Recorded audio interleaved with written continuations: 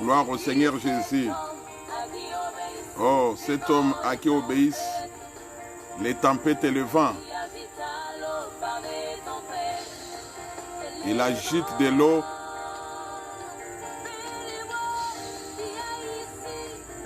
Voilà. Nous bénissons le nom de notre Seigneur, le Créateur de toutes choses, le Tout-Puissant. Voilà. Il est celui à qui obéissent tous les esprits. Nous le bénissons. Voilà. Les gens ont parlé. Les prophètes ont parlé. Moïse pouvait parler. Abraham a enseigné. Isaac, Paul. Mais personne n'a parlé comme le Seigneur Jésus. Voilà. Les présidents de ce monde peuvent dire des choses. Mais les choses qu'ils disent ne se réalisent pas. Mais quand lui parle, la chose doit s'accomplir. Il est celui qui dit la chose arrive. C'est celui qui a porté mes iniquités. Il est celui que nous devons aimer plus. Voilà, il a reçu l'Esprit sans mesure. Nous bénissons son nom. Nous saluons tout le monde au nom du Seigneur Jésus. Que le Seigneur vous bénisse là où vous êtes. Que sa paix soit avec vous. Que le Seigneur puisse résoudre vos problèmes. Que le Seigneur puisse vous combler de ses bénédictions. Que sa paix puisse inonder vos cœurs. Que votre cœur ne puisse pas se troubler. Le Seigneur nous a promis qu'il reviendra. Et il reviendra certainement. Même si nous pouvons mourir quant à la chair, l'essentiel est qu'on puisse mourir dans l'espérance. Comme notre Père Abraham, comme notre Père Isaac et Jacob. Tous ils sont morts dans l'espérance. Nous aussi, que nous puissions mourir dans l'espérance. Que le Seigneur viendra nous ressusciter et vivre avec lui éternellement. Nous voulons ce samedi partager avec le peuple de Dieu quelque chose de très meilleur, de très important. De très important. Nous voulons parler de la bête et de sa marque. Nous en avons déjà parlé dans certaines de nos vidéos, mais il n'empêche pas que nous puissions encore parler de cela. Et quand nous allons parler de cela, nous allons encore ajouter d'autres nouveaux éléments. Puisque notre Seigneur a l'habitude de répéter, voilà, nous aussi nous répétons, même ce que nous avons déjà enseigné il y a certaines années. Mais avant toute chose, je voudrais en profiter pour répondre à la question d'un bien-aimé qui m'avait posé une très bonne question hier. La question qu'il avait posée, c'était celle de savoir pourquoi le Seigneur, on l'appelle le Fils de l'homme. Je voudrais d'abord lire une écriture dans le livre des Nombres, chapitre, je crois, 23. Nombre chapitre 23, je vais lire ceci au verset 19. L'Écriture dit, Dieu n'est point un homme pour mentir, ni fils d'un homme pour se repentir. Ce qu'il a dit, ne le fera-t-il pas? Ce qu'il a déclaré, ne l'exécutera-t-il pas? Voilà. Donc par rapport à cette écriture, notre Dieu n'est pas un fils de l'homme pour mentir. Ni un fils, ni un homme pour, n'est pas un homme pour mentir, ni un fils, ni fils d'un homme pour se repentir. Oui, notre Dieu n'est pas un homme. Notre Dieu, c'est tout un esprit. Il n'est pas aussi fils d'un homme. Ce sont les fils des hommes qui peuvent mentir et se repentir. Mais notre Dieu n'est pas un fils d'un homme. L'homme dont on parle ici premièrement, c'est Adam. Puisque tous, nous sommes venus d'Adam. Tous, nous sommes venus d'Adam. Voilà pourquoi nous pouvons tomber et nous pouvons nous repentir. Mais notre Dieu n'est pas venu du premier Adam. Puisque tous ceux qui sont venus du premier Adam, ce sont des hommes pécheurs. Adam a commencé à se multiplier tout en étant dans les péchés. Mais notre Seigneur Jésus, regardez même la manière dont il était né. Il n'est pas né de la manière dont nous tous nous sommes nés. Notre Seigneur est né d'une manière extraordinaire. On peut parler de sa mère physique, mais on ne peut pas parler de son père physique. Marie a été fécondée par la puissance de l'Esprit Saint. Alors, le Seigneur Jésus, en lui était la plénitude de l'Esprit de Dieu. Voilà pourquoi il est 100% Dieu. Mais le Seigneur, nous disons, notre Seigneur Jésus n'a jamais été 100% homme. Puisque 100% homme, c'est celui qui peut tomber dans les péchés. C'est celui qui peut se repentir. Mais notre Seigneur Jésus n'est jamais tombé dans les péchés. Il n'a jamais menti. Voilà pourquoi il n'a jamais été 100% homme. Mais notre Seigneur Jésus, il a été 100% Dieu, puisqu'en lui a habité la plénitude de la divinité. Il a reçu l'Esprit sans mesure. Alors, quand nous lisons l'écriture, une écriture ici, dans Jean chapitre 5, pour répondre pourquoi on l'appelle le Fils de l'homme. Jean chapitre 5, je lis Jean chapitre 5, je lis le verset 27. Et il lui a donné le pouvoir de juger, parce qu'il est le Fils de l'homme. Voilà. On l'appelle le Fils de l'homme puisqu'il a reçu le pouvoir de juger. Voilà la raison pour laquelle notre Seigneur est appelé Fils de l'homme, puisqu'il a reçu le pouvoir de juger. Vous allez vous souvenir, chaque fois quand Israël est allé dans l'esclavagisme à Babylone, le Seigneur avait appelé aussi Ézéchiel comme étant fils de l'homme. Pourquoi? Puisque Ézéchiel était celui qui jugeait le peuple à cause de ses péchés. Voilà pourquoi, quand le Seigneur, notre Seigneur arrive, on l'appelle aussi fils de l'homme, puisqu'il a reçu le pouvoir de juger. Quand vous lisez Daniel chapitre 7, Daniel lui dit ceci, Daniel chapitre 7 dit ceci. Là, nous sommes juste dans l'introduction, mais ce n'est pas là notre problème. Notre problème, c'est la bête et sa marque. Je sais que vous allez aimer ça et vous allez bien comprendre ça. Daniel chapitre 7. Daniel chapitre 7. Je lis le verset 13. Il est écrit: j'ai regardé pendant mes visions nocturnes, et voici sur les nuées de cieux arriva quelqu'un de semblable à un fils de l'homme. Il s'avança vers l'ancien des jours et on le fit approcher de lui. Selon l'écriture, le frère Daniel avait vu dans une vision nocturne quelqu'un qui avait l'aspect d'un fils de l'homme. Et il avait vu sur les nuées. Il a l'aspect d'un fils de l'homme. Il n'est pas... donc l'aspect d'un fils de l'homme veut dire seulement il ressemble au fils de l'homme. Nous sommes les fils d'Adam.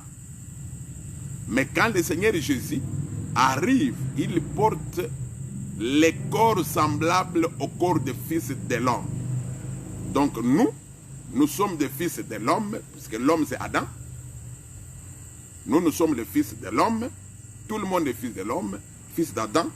Mais quand le Seigneur Jésus vient, il porte un corps semblable au corps des fils de l'homme. Il porte un corps semblable au corps des péchés. Alors, il est fils de l'homme puisqu'il a reçu le pouvoir de juger. Et il est aussi fils de l'homme puisqu'il a porté un corps semblable au corps des fils d'Adam. Donc, le Seigneur Jésus n'était pas homme 100%, mais il était semblable au Fils de l'homme. Voilà pourquoi on l'a appelé Fils de l'homme.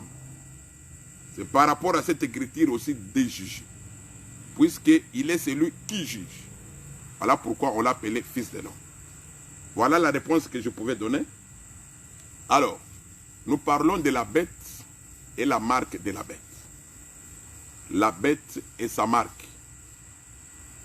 C'est ça ce qui est notre sujet de cet après-midi.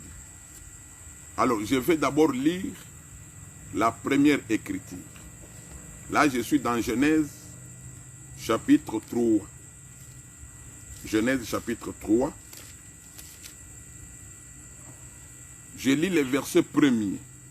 Les serpents étaient les plus rusés de tous les animaux des champs que l'Éternel Dieu avait fait. Il dit à la femme, Dieu a-t-il réellement dit, vous ne mangerez pas de tous les arbres du jardin. Voilà. Cette écriture nous montre comment les serpents étaient les plus rusés de tous les animaux des champs que l'Éternel a fait. Les serpents, c'est un animal, mais le Seigneur dit, il était le plus rusé de tous les autres animaux. Donc le Seigneur compare ces serpents aux autres animaux. Et c'était ce serpent qui avait séduit Ève. C'était un serpent physique, mais dans lequel s'était incarné le diable. Alors le Seigneur appelle ce serpent, il dit que ce serpent était le plus rusé de tous les autres animaux des champs. C'est-à-dire que le serpent a une grande ruse par rapport aux autres animaux. Donc il y a des animaux des champs, et il y a aussi le serpent. Et les serpents et ces animaux, ils sont tous les animaux des champs. Or, quand on parle du champ ici, on parle du monde, puisque le Seigneur a expliqué les champs dans le livre de Matthieu comme étant le monde. C'est-à-dire que parmi tous les animaux du monde, l'animal qui est le plus rusé, ou soit la bête, voilà, puisque l'animal c'est une bête. L'animal qui est le plus rusé par rapport aux autres animaux, c'est le serpent. Et quand le Seigneur parle du serpent, qui est le plus rusé par rapport aux autres animaux, ici il précise, il lui dit que c'est le serpent qui avait séduit Ève. C'est le serpent qui était venu vers Ève pour détourner Ève de la voie de Dieu. Donc c'est le serpent séducteur. Alors, pour comprendre ce serpent, nous allons dans Apocalypse chapitre 12. Apocalypse chapitre 12. Apocalypse chapitre 12. Je vais lire le verset 7 premièrement. Il est écrit, il y eut guerre dans le ciel, Michel et ses anges combattirent contre les dragons et les dragons et ses anges combattirent. Mais ils ne furent pas les plus forts et leur place ne fut plus trouvée dans les cieux. Il fit précipiter les grands dragons, les serpents anciens, appelés Diable et Satan, celui qui séduit toute la terre, et il fit précipiter sur la terre, et ses anges furent précipités avec lui. Voilà. Par rapport à cette écriture, les serpents anciens appelés autrement dragon, qui est le diable et Satan, c'était celui-là qui avait séduit Ève. C'était ce serpent que le Seigneur a dit qu'il était le plus rusé par rapport à tous les animaux des champs que l'Éternel a fait. Donc, les serpents, c'est une bête. Et le serpent dont le Seigneur parle ici, ce n'est pas un serpent physique qui est plus rusé que les autres animaux, mais le Seigneur parle du diable qui est le véritable serpent. Donc le diable a beaucoup de risques par rapport aux autres animaux. Alors il faut chercher à connaître les autres animaux et en fait connaître maintenant la marque de la bête. Donc le diable d'abord, c'est toute une bête par rapport à l'écriture. Le diable, c'est tout un animal, une bête, mais plus risée par rapport aux autres bêtes des champs. Alors, quelles sont les autres bêtes? Voilà pourquoi, quand nous lisons Apocalypse chapitre 13, d'abord 12, d'abord Apocalypse chapitre 12, pour comprendre les autres bêtes. La première bête d'abord, c'est le diable, lui-même c'est toute une bête. Alors il faut comprendre, connaître d'autres bêtes, et en fait connaître maintenant la marque de la bête. Là, je lis Apocalypse chapitre 12, je lis le verset 17. Et les dragons, donc les serpents, le diable, fit irriter contre la femme, et il s'en alla faire la guerre au reste de sa postérité, à ceux qui gardent les commandements de Dieu et qui ont les témoignages de Jésus. Et il s'éteint sur les sables de la mer. Maintenant, Apocalypse chapitre 13, verset 1er.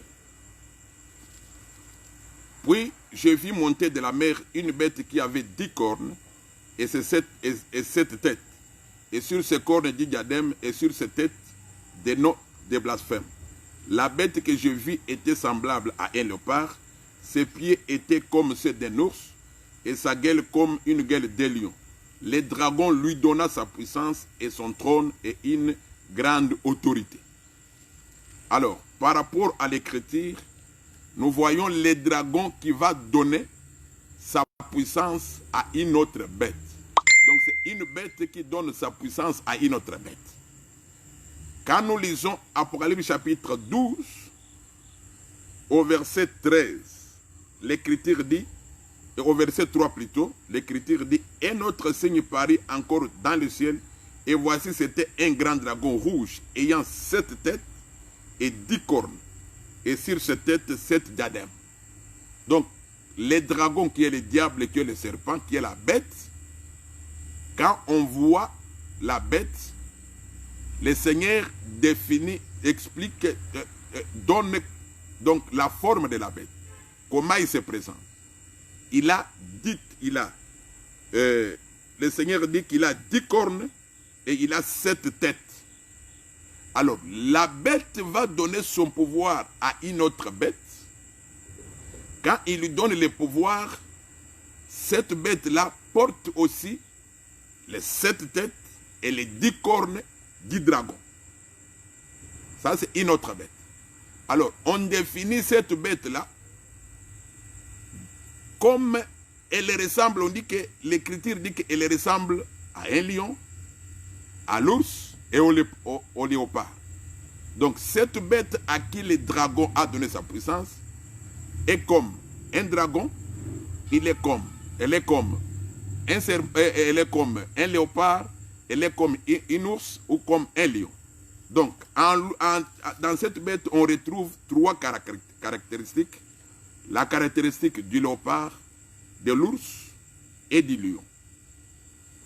Alors, quand nous rentrons dans Daniel chapitre 7, là nous cherchons à comprendre d'autres bêtes qui sont moins rusées que les serpents.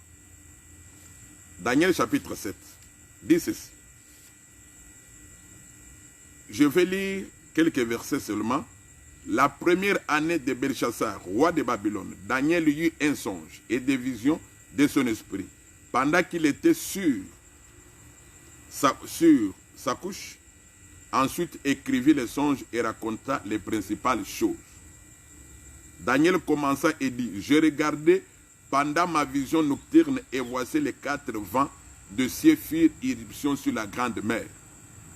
Et 4 grands animaux sortirent de la mer, différents l'un de l'autre. Le premier était semblable à un lion et avait des ailes d'aigle. Je regardais jusqu'au moment où ses ailes furent arrachées. Il fut enlevé de terre et mis debout sur ses pieds, comme un homme, et un cœur d'homme lui fut donné. Verset 5. Et voici un second animal était semblable à un ours et se tenait sur un côté. il avait 3 côtes dans la gueule entre les dents, et on lui disait, lève-toi, mange beaucoup de chair. Après cela, je regardais, et voici un autre, était semblable à un léopard, et avait sur les dos 4 ailes, comme un oiseau. Cet animal avait 4 têtes, et la domination lui fut donnée. Après cela, je regardais pendant mes visions nocturnes, voici, il y avait un 4e animal, terrible, épouvantable, extraordinairement fort. Il avait des grandes dents de fer, il mangeait, brisait et il foulait au pied ce qui restait. Il était différent de tous les animaux précédents et il avait 10 cornes. Voilà. Par rapport à la lecture que nous venons de faire, quand Daniel reçoit la vision nocturne, il voit 4 grands animaux. Le premier était comme un lion, le deuxième comme le léopard, et ensuite l'ours, et le 4e qui était différent des 3 premiers. Alors, quand il pose la question à l'ange, pour connaître ce que cela signifie, l'ange lui répond. Au verset 17, il dit, ces grands 4 animaux, ce sont 4 rois qui se lèvent de la terre. Ah, voilà. Donc là, nous comprenons que les animaux qui sont des bêtes, les seigneurs les appellent aussi des rois. Donc les rois aussi sont des bêtes. Donc nous avons premièrement la bête comme étant le diable lui-même, ou soit les dragons. Et nous avons aussi comme bêtes les rois, qui sont représentés par des animaux. Puisque quand Daniel voit les 4 animaux qui sortent de la grande mer, dans l'explication de l'ange, il appelle ces animaux, ou soit ces bêtes, comme étant des rois. Là, c'est un. Maintenant, au verset 23, il dit ceci. Il me parla ainsi, le 4e animal. C'est un 4e royaume, voilà. Donc, la 4e bête, c'est un 4e royaume. Donc, nous comprenons que la bête est appelée, donc le royaume est appelé aussi comme bête. Donc, nous avons ce que le peuple doit connaître. Premièrement, la bête, c'est le diable. Deuxièmement, la bête, c'est un royaume. Et troisièmement, la bête, c'est tout un roi. Voilà. La bête, c'est tout un roi. C'est là que le peuple doit d'abord connaître pour bien comprendre la marque de la bête. Voilà pourquoi nous sommes allés là-bas.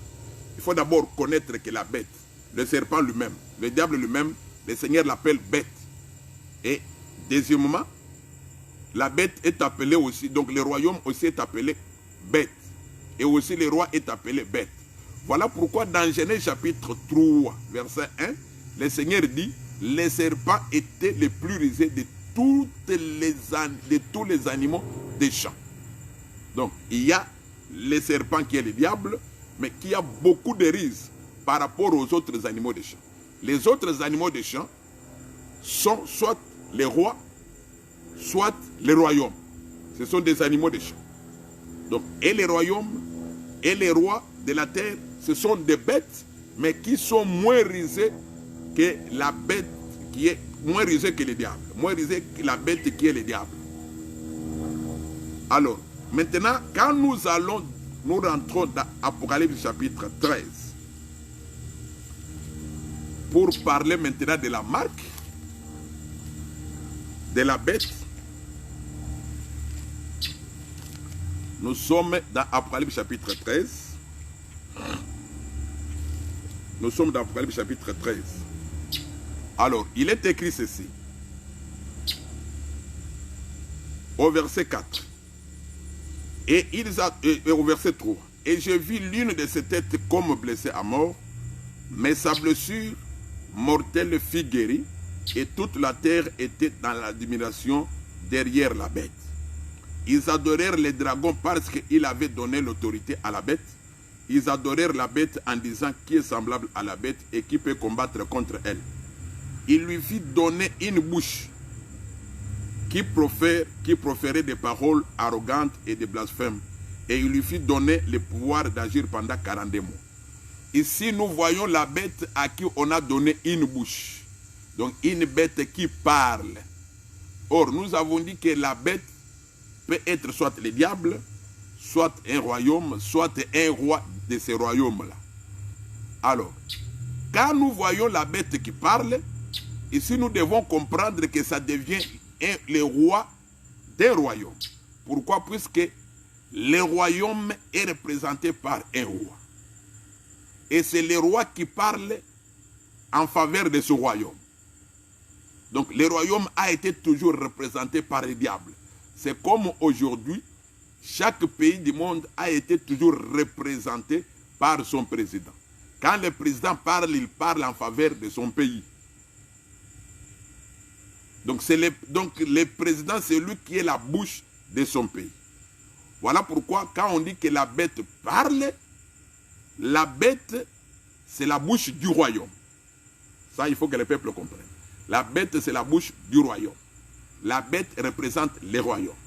Et la bête est l'image du royaume. Voilà. C'est comme aujourd'hui, le président de chaque pays est l'image de son pays. Et quand le président parle, il parle en faveur de son pays. Alors, quand maintenant nous sautons, nous allons au verset 15 du même chapitre. Écoutez ce que l'Écriture dit. Et il lui fit donner. Non, nous commençons d'abord par le verset 14. Et il séduisait les habitants de la terre par les prodiges qui lui étaient donnés, d'opérer en présence de la bête, disant aux habitants de la terre de faire une image à la bête qui avait la blessure de l'épée et qui vivait. Il lui fit donner d'animer l'image de la bête, afin que l'image de la bête parlât, et qu'il fit que tous ceux qui n'adoraient pas l'image de la bête fissent tuer. On s'arrête d'abord ici.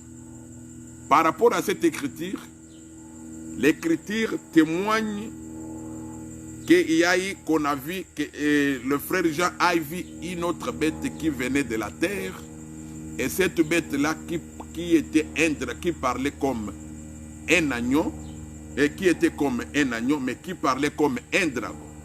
Cette bête-là, elle vient pour que les gens puissent adorer l'image de la bête. Voilà. Or, nous avons dit que chaque roi, ou soit chaque président de chaque pays, a été toujours l'image de son pays. De la même manière que le roi des royaumes, c'est l'image de son royaume. Or, tout a commencé par la bête qui est le diable. Donc, cette bête qui est le diable, c'est elle qui donne son pouvoir à la bête qui est roi. Et ce roi-là, il est l'image de son royaume. Et ce roi-là est aussi l'image de la bête, de la bête qui est le diable. C'est là que le peuple doit comprendre. Puisque ces choses sont un peu compliquées, il y a trop d'histoires autour de bêtes. Donc, premièrement, la bête, c'est le diable. Et la bête, le royaume, peut être aussi appelé bête. Et aussi, le roi de ce royaume est aussi bête. Alors, maintenant, dans notre cas ici, après le chapitre 13, il y a une bête qui vient pour enseigner au peuple de faire l'image de la bête qui était tombée. Pour que les gens puissent adorer l'image de la bête. Et celui qui ne va pas adorer l'image de la bête doit être tué. Alors, pour comprendre aussi l'image de la bête, nous rentrons dans Daniel. Nous rentrons dans Daniel chapitre 3. Je vais lire quelques écrits. Daniel chapitre 3. Je lis le verset 1er.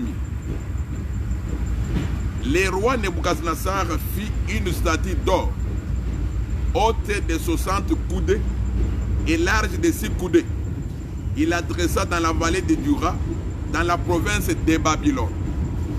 Le roi Nebuchadnezzar fit convoquer les satrapes, les intendants et les trésoriers, les jurisconsuls, les juges et tous les magistrats des provinces pour qu'ils se rendissent à la dédicace de la statue qu'avait élevé le roi Nebuchadnezzar. Alors les satrapes, les intendants et les gouverneurs, les grands juges, les trésoriers, les jurisconsultes, les juges et tous les magistrats de province assemblèrent pour la dédicace de la statue qu'avait élevée le roi Nebuchadnezzar. Ils se placèrent devant la statue qu'avait élevée Nebuchadnezzar. Et Néro cria à haute voix, voici ce qu'on vous ordonne, peuple, nation, hommes de toutes langues. Au moment où vous entendrez le son de la trompette, du chalumeau, de la guitare, de la sambique, du psalterion, de la cornemuse et de toutes sortes d'instruments de musique, vous vous prosternerez et vous adorerez la statue d'or qu'a élevée le roi Nebuchadnezzar.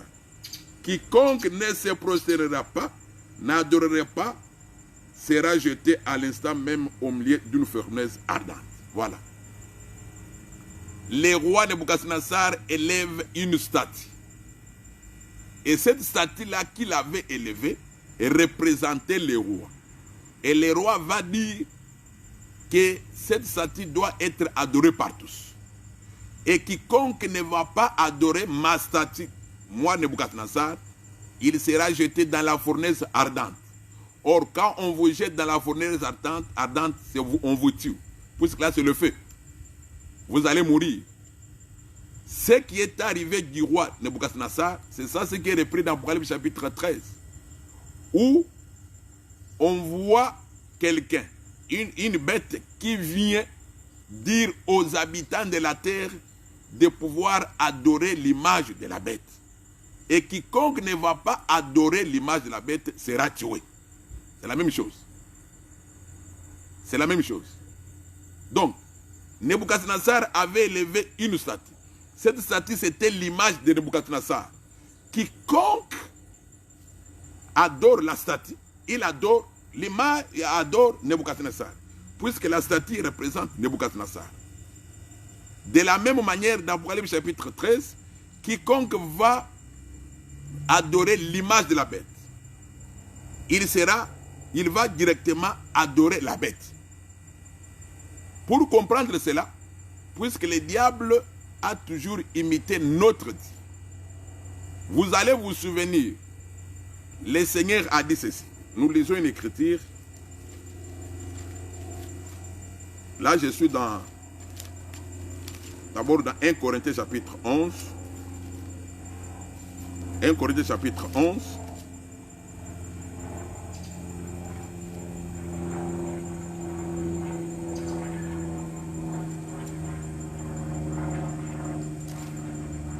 Je lis le verset 3. Je veux cependant que vous sachiez que Christ est le chef de tout homme, que l'homme est le chef de la femme et que Dieu est le chef de Christ. Alors, je vais ajouter une autre écriture.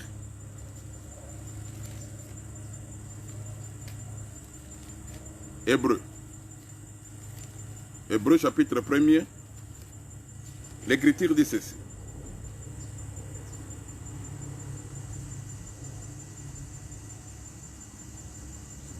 Après avoir autrefois à plusieurs reprises et de plusieurs manières parlé à nos pères par des prophètes, Dieu dans ces derniers temps nous a parlé par le Fils qu'il a établi héritier de toutes choses, par lesquelles il a aussi créé le monde, et qui étant les reflets de sa gloire et l'empreinte de sa personne, et soutenant toutes choses par sa parole puissante, a fait la purification des péchés et s'est assis à la droite de la majesté divine dans le lieu très haut. Voilà. Par rapport à cette écriture, notre Seigneur, il est le reflet de la gloire de Dieu. C'est notre Seigneur Jésus qui est l'image de Dieu. Quiconque adore le Seigneur Jésus, il adore directement Dieu. Puisque le Seigneur Jésus est l'image de Dieu. Voilà pourquoi aussi le diable, quand il vient, il a aussi son image. Il faut aussi son image. Celui quiconque va adorer l'image de la bête, c'est la bête qu'il va adorer. C'est là que le peuple doit comprendre.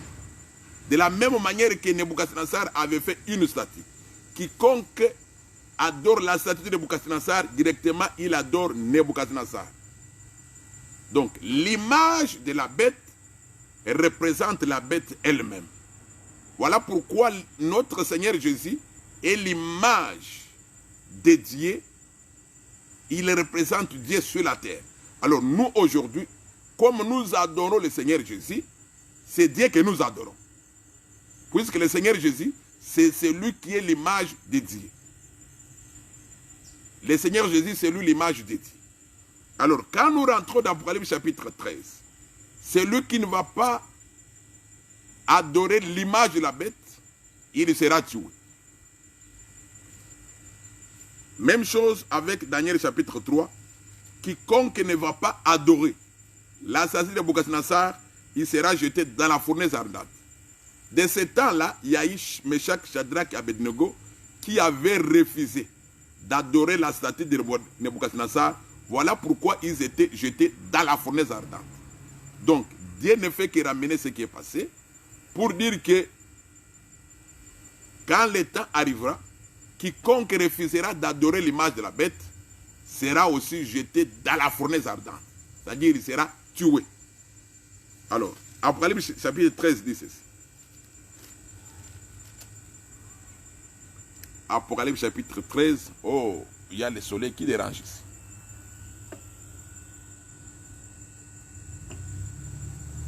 Voilà.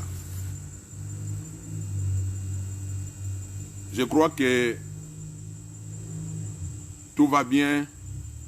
Les sons, les images, l'image. Faites-moi signe si tout va bien. Je suis dans Apocalypse chapitre 13 maintenant. Là, je lis le verset du 7. Est-ce que tout va bien? Apocalypse 13, je lis à partir du verset 16.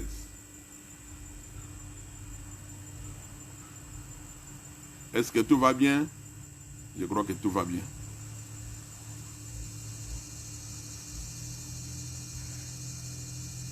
Je lis le verset 16.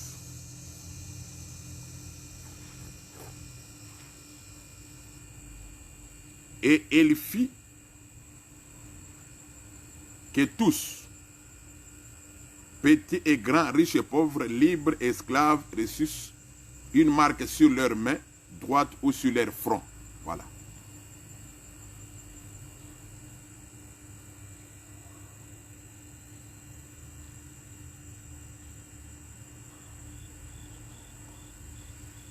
Je lis le verset 18 et 17. Et que personne ne puisse acheter ni vendre sans avoir la marque, le nom de la bête ou le nombre de son nom. Voilà. Je disais ceci. Que quiconque adore l'image de la bête, il adore directement la bête. Voilà pourquoi je disais que quand le Seigneur Jésus arrive sur la terre, il est le reflet de Dieu selon Hébreux chapitre 1er. Il est le reflet de la gloire de Dieu. Il est l'image de Dieu. Voilà pourquoi il pouvait dire, c'est lui qui m'a vu, il a vu le Père. Quand je suis puisque je suis dans le Père et le Père est dans moi. Donc, Dieu est esprit. C'est cet esprit qui avait porté le corps de l'homme et on l'appelait Jésus-Christ.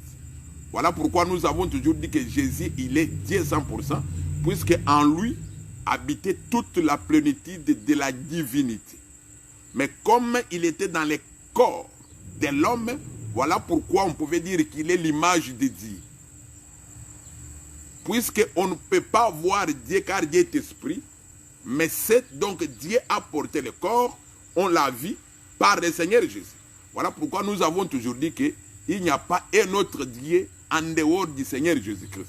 Il est le véritable Dieu. Voilà alors, quand le diable vient, le diable a toujours imité notre Dieu. Il a aussi son image.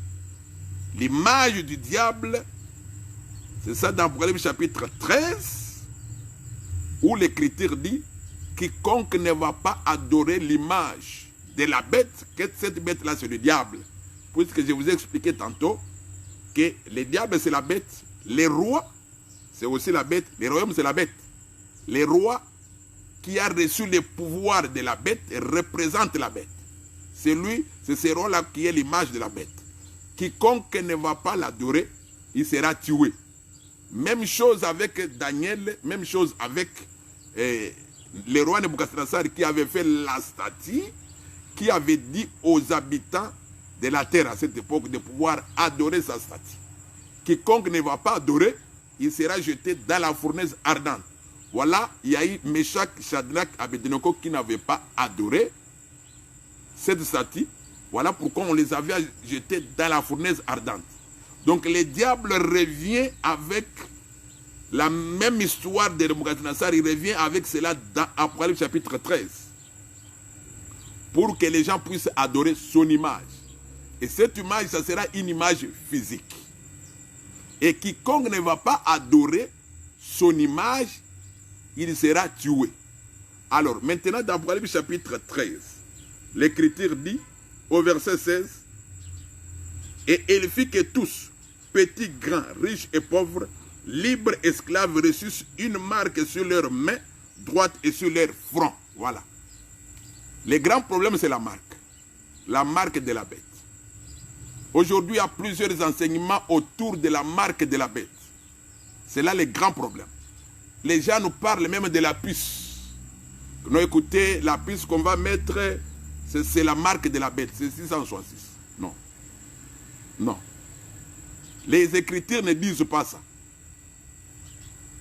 Les Écritures, aucune Écriture ne nous dit que la marque de la bête, c'est la puce. Aucune Écriture. Mais écoutez bien, aimé. Si la bête a sa marque, c'est que Dieu aussi a sa marque. Puisque le diable ne fait que copier le Seigneur Jésus. Le diable n'invente rien, il ne fait que copier. Il fait quelque chose de semblable. Voilà pourquoi j'ai dit, si, comme le Seigneur Jésus est l'image parfaite de Dieu, voilà pourquoi aussi le diable a son image. Voilà pourquoi on parle de l'image de la bête. On ne pouvait pas parler de l'image de la bête s'il n'y avait pas l'image de Dieu. Et l'image de Dieu, c'est le Seigneur Jésus. Quiconque adore le Seigneur Jésus, c'est Dieu qui l'adore, puisqu'il n'y a pas un autre Dieu. C'est Dieu sur la terre, on l'appelait Jésus-Christ. Alors, l'image du diable sur la terre, c'est le diable lui-même. Alors, si le diable, ou soit si le diable a une marque, c'est qu'il a copié ça quelque part. C'est que Dieu a une marque. Alors, quand vous comprenez, vous connaissez la marque de Dieu, vous allez aussi connaître la marque du diable, ou soit la marque de la bête. Alors, on ne va pas dire que nous écoutez la marque de la bête, c'est la puce. Non. Écoutez ce que les Écritures nous disent. Écoutez ce que les Écritures nous disent sur la marque. Et cette marque ici, on met soit sur le front, soit sur la main. Je vais lire Apocalypse chapitre... Premièrement, Apocalypse chapitre 7. Pour connaître d'abord quelle est la marque de Dieu. Quelle est la marque de Dieu. Et ensuite, on va connaître quelle est la marque du diable. Verset 7 et verset 1er. Après cela, je vis 4 anges debout aux 4 coins de la terre. Il retenait les 4 vents de la terre, afin qu'il ne souffle point de vent sur la terre, ni sur la mer, ni sur aucun arbre. Je lis le verset 2. Et je vis un autre ange qui montait du côté du soleil levant et qui tenait les sceaux du Dieu vivant.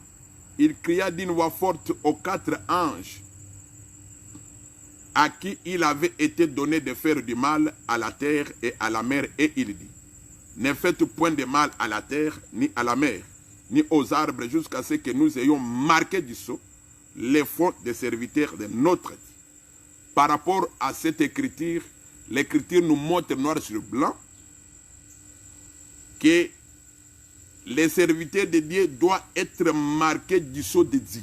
Ils doivent avoir la marque de Dieu sur leur front. Et cette marque, c'est la marque de Dieu. Là, nous sommes dans Apocalypse chapitre 7. Donc, il y a une marque de Dieu qui est appelée sceau de Dieu.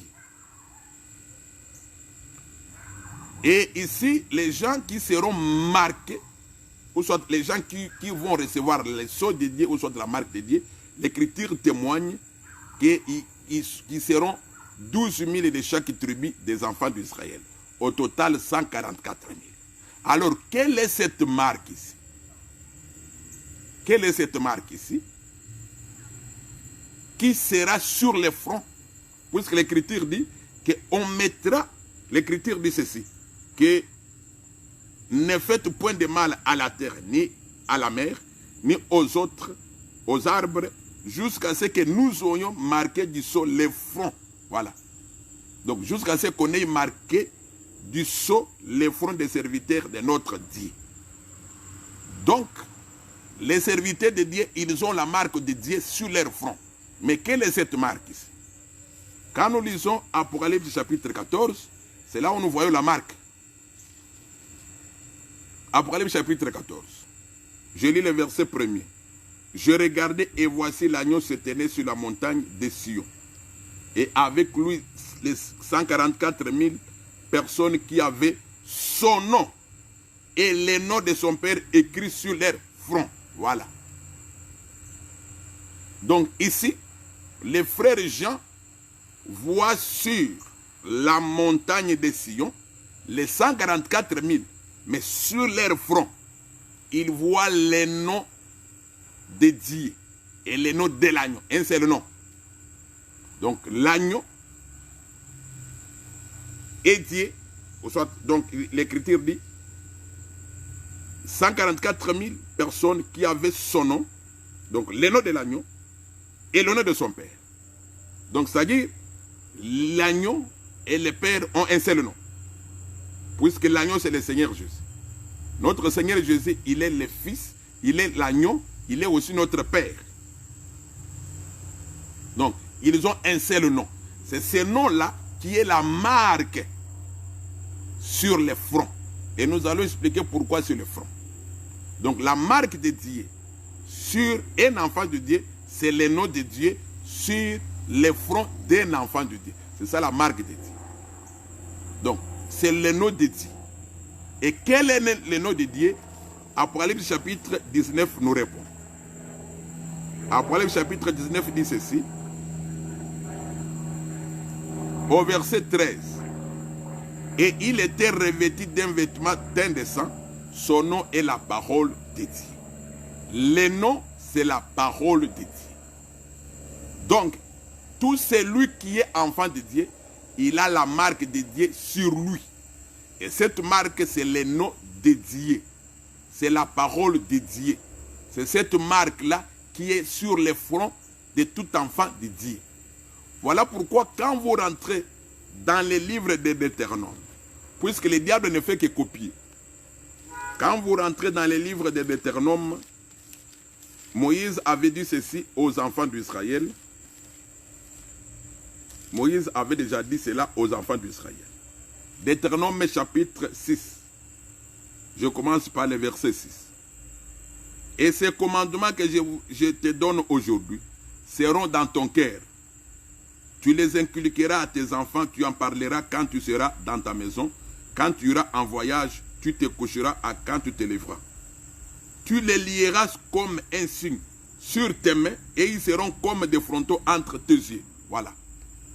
Donc par rapport à cette écriture, le Seigneur avait déjà dit par Moïse que les commandements que je te donne, donc la parole que je vous donne, doit être comme un signe sur le front de tous les enfants d'Israël et sur leurs mains.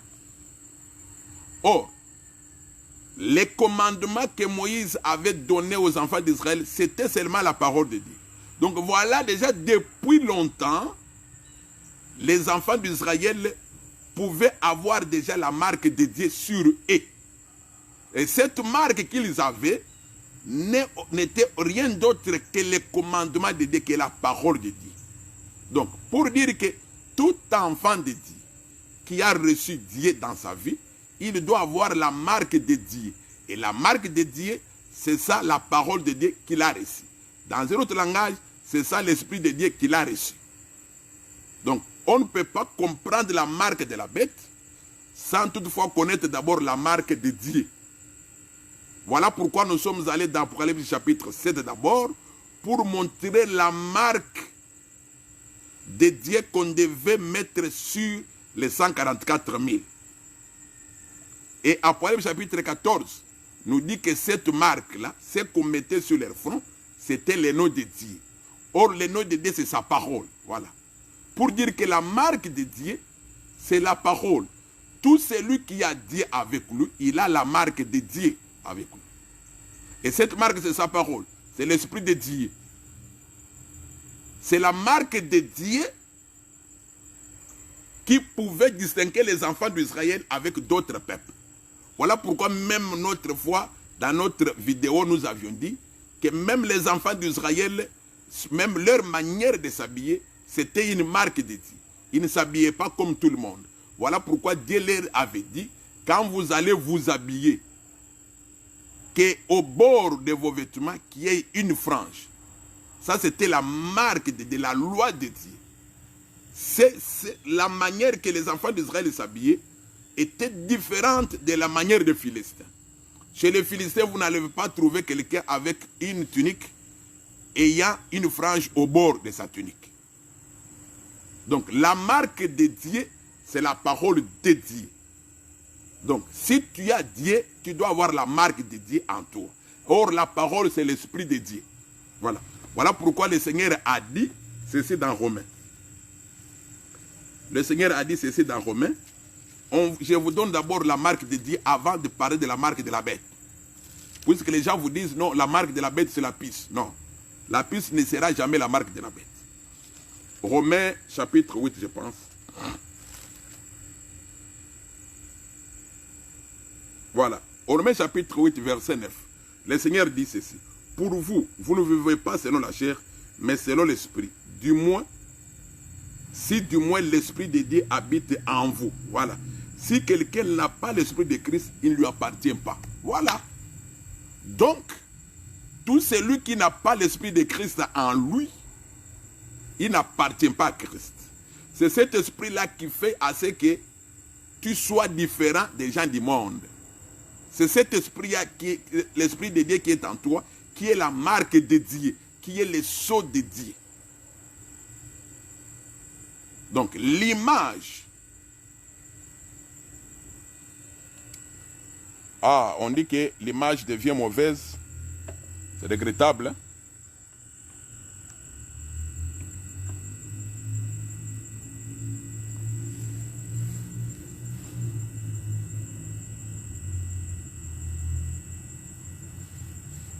Oh, qu'est-ce qui ne va pas? Est-ce que ça va maintenant l'image Maman Kaseka? J'ai essayé un peu de déplacer l'appareil.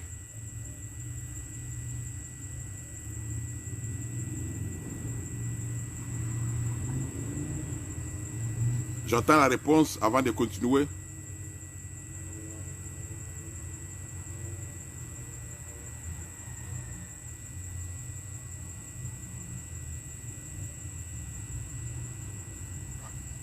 Est-ce que l'image est bonne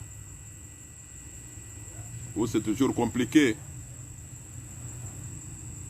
avant de pouvoir parler de la marque maintenant de la bête?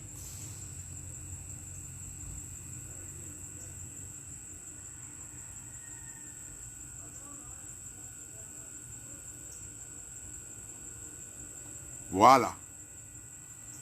Comme on me dit l'image est parfaite, je peux continuer. Voilà. Voilà. Voilà. Gloire au Seigneur. Alors, je disais ceci. La marque de Dieu dans chaque enfant de Dieu, c'est la parole de Dieu qu'il a reçue. C'est l'Esprit de Dieu qu'il a reçu. C'est cette marque-là qui les distingue de celui qui n'a pas reçu Dieu. C'est ça la marque de Dieu. Maintenant, la marque du diable, c'est quoi? Et puis, vous allez comprendre que même Dieu avait déjà dit aux enfants d'Israël que vous allez, donc ma parole, soit mes commandements, seront comme un signe sur votre front et sur vos mains. Voilà pourquoi le diable aussi, comme il est limitateur, sa marque aussi, il va mettre sur son peuple, sur leur front et sur aussi leur main droite. Donc le diable ne fait qu'imiter. Alors, comme la marque de Dieu est la parole de Dieu, mais la marque du diable, c'est quoi? C'est l'enseignement du diable. C'est l'esprit du diable. Voilà pourquoi, quand vous lisez Genèse chapitre 1er et 3 plutôt, là où nous avons lu au commencement, l'écriture est claire ici. Les serpents étaient les plus rusés de tous les animaux des champs. Voilà. Donc la marque du diable, c'est la ruse, c'est le mensonge. Voilà pourquoi le Seigneur dans Jean 8 l'appelle comme étant père des mensonges. Donc la ruse, le diable lui c'est la ruse. On ne le reconnaît pas la ruse. Quand il vous parle, tout ce que le diable dit, c'est le mensonge. Le diable, même s'il peut dire que Jésus est Dieu, il trompe. Puisque tout ce qu'il dit, c'est le mensonge. Il vous dit cela, mais tout en vous piégeant. Quand vous croyez à ce que le diable dit, vous croyez directement en lui. Vous l'adorez. Voilà pourquoi une fois j'avais donné l'exemple. Quand vous lisez Acte 16, verset 16, la femme là qui avait l'esprit de Python, qui était derrière les serviteurs de Dieu, Paul et autres, elle disait chaque fois à la foule que écoutez-les, ce qu'ils vous disent, c'est la voix du salut. Mais ce qui parlait dans la femme, ce n'était pas Dieu, c'était l'esprit du diable. Voilà pourquoi les frères de Paul pouvaient se retourner vers cette femme et chasser l'esprit du diable qui était en elle. Donc la marque du diable, c'est sa ruse, c'est le mensonge. C'est par la ruse que le diable avait séduit Ève. Quand le diable vient, il vient avec un enseignement de mensonge. Il vient avec quelque chose semblable à la parole de Dieu. Il rejette une portion de la parole, il vous montre une autre. Donc quand il rejette une portion de la parole et il vous montre une autre, quand vous aussi vous rejetez une portion de la parole, là vous tombez dans les pieds du diable. Donc la marque du diable, c'est l'esprit du diable. Quand quelqu'un a l'esprit du diable en lui, il a la marque du diable. Alors, la marque de la bête, l'écriture dit ceci, que quiconque ne va pas adorer l'image de la bête, il sera tué. Et tout celui, donc, il fera ce que ceux qui auront la marque de la bête, que cette marque soit sur leur front, soit sur leurs mains. Et quiconque n'aura pas la marque de la bête sur leur front, sur leur front, quiconque n'aura pas la marque de la bête sur son front, ou soit sur sa main droite, il ne pourra ni acheter ni vendre. C'est là où ça complique les gens, où les gens croient que ça sera quelque chose de physique. Qu'en ce temps-là, puisque nous on ne sera plus, en ce temps-là, on mettra la marque de la bête soit sur le front, soit sur la main droite. Non. Mais Dieu, quand Dieu dit que sa marque se trouve sur le front de son peuple, ou soit sur leur main selon Deutéronome, est-ce que c'était là-bas? C'est un langage pour dire quoi? Pourquoi on parle du front? Puisque c'est par le front qu'on reconnaît quelqu'un. On reconnaît quelqu'un par le front, par son visage, par sa face. Tu ne peux pas connaître bien la personne par derrière. C'est par le devant.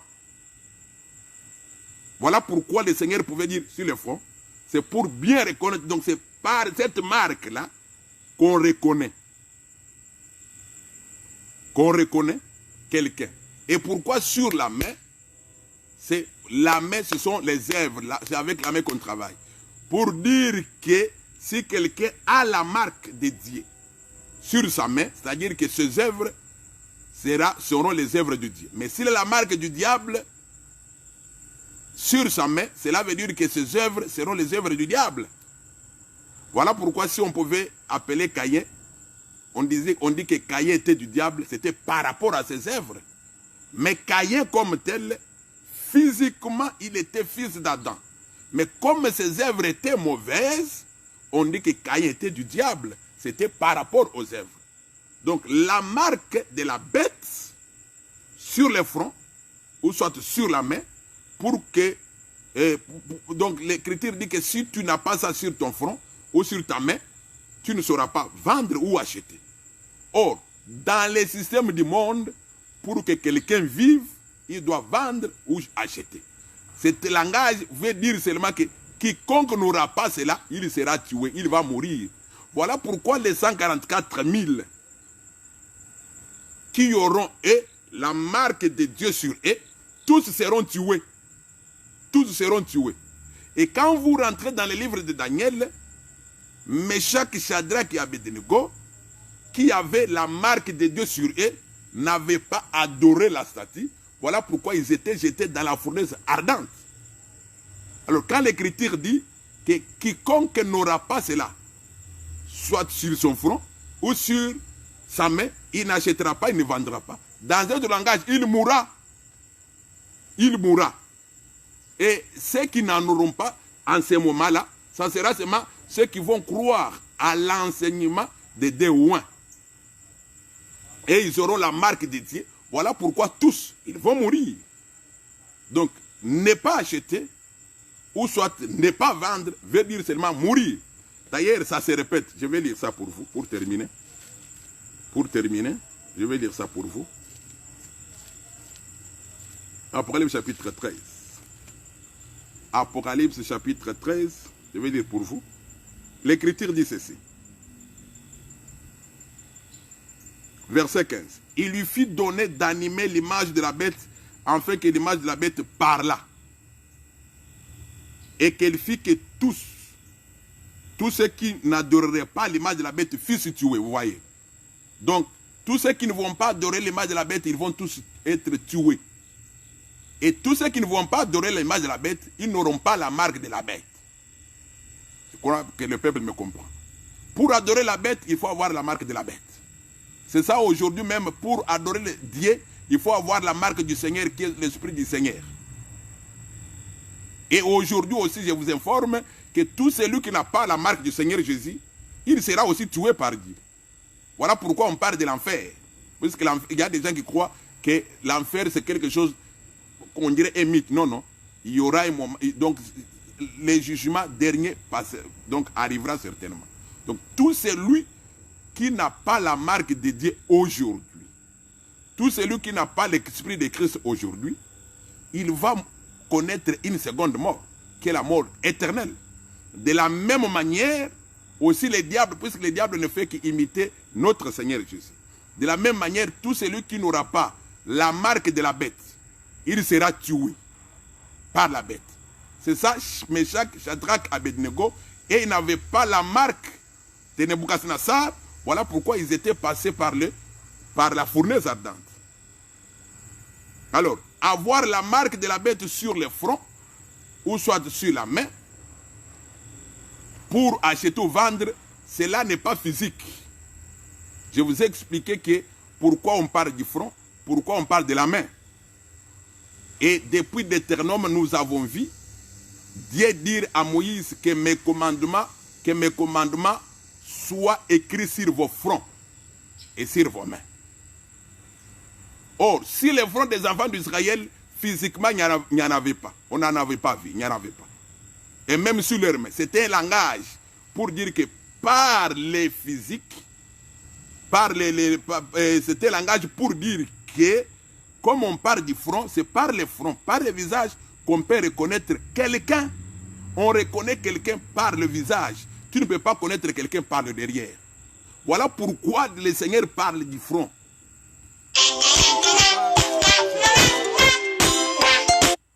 Donc c'est par le visage qu'on reconnaît quelqu'un. Voilà pourquoi l'Écriture pouvait dire qu'on doit mettre ça sur le front. Le diable aussi vient pour imiter. Donc pour que le diable te connaisse, que tu lui appartiens, il faut que sa marque soit sur ton front. Donc qu'on te reconnaisse par sa marque. Et la marque du diable, c'est seulement son esprit, son enseignement. La marque de la bête n'a jamais été physique. Ce n'est pas la puce, comme les gens racontent. C'est comme aujourd'hui, la marque que nous avons aujourd'hui, c'est l'esprit de Dieu que nous avons reçu.